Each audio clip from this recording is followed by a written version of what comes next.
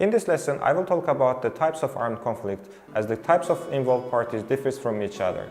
First type is interstate conflict. This is the common type of conflict and occurs between the armed forces of the government and an opposing civil organized group within the state borders. In other words, this conflict in general happen between state and non-state actors within the territory of the country. This type of conflict is often driven by religious, ethnic or ideological incompatibility. Disparities exist between classical interstate conflict, that is, conflict without foreign intervention, and interstate conflict with a foreign involvement in which at least one key actor takes part in the conflict is backed by a military of a foreign government. The second one is interstate conflict, which happens between two governments deploying their respective two official armed forces. Indeed, the conflict may happen anywhere and mostly starts with a formal declaration of war. Both parties are state actors. The third one is non-state conflict that comprises the use of armed forces between two organized groups, neither of which is the government or the state supported. All sides engaging the conflict are non-state actors. Fourth one is extra-state conflict that takes place between a state member of the international system and the political entity outside of its territorial boundaries. Regarding to the methods, scope, type of soldiers, and model of financing, there are two types of war. First one is old wars, and the second one is new wars. New type of organized violence emerged in the 1980s and early 1990s, which can be described as new war. What is new about new wars can be understood in the context of this weakening of national sovereignty through globalization.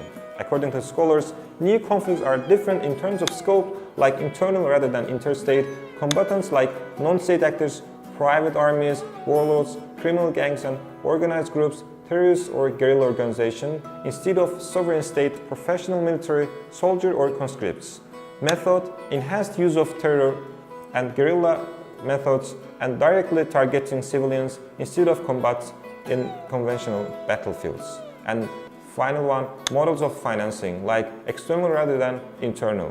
While some claim that new wars are no longer about ideology and nationalism and focus instead on identity and group conflicts, others emphasize that group labels can only resonate if tied to a specific political project. It is argued that armed conflict still happens for political, ideological, economic, and geopolitical issues.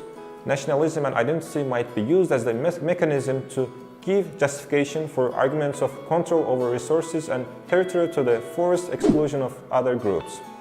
Furthermore, many authors claim that many new wars, even if not interstate or subnational, have a regional or global dimension. For instance, West Africa internal conflict has become interconnected to produce regional conflict, civil wars, and conflict systems. In addition, some terrorist activities are global in their reach, with loosely connected groups fighting on many fronts at the same time, and groups replacing from country to fight in conflicts like the Afghan Mujahideen in Bosnia and Herzegovina, Chechnya and Iraq, and others. Raping and other kinds of gender-based violence are used as instrument of war nowadays. Thank you very much for watching us.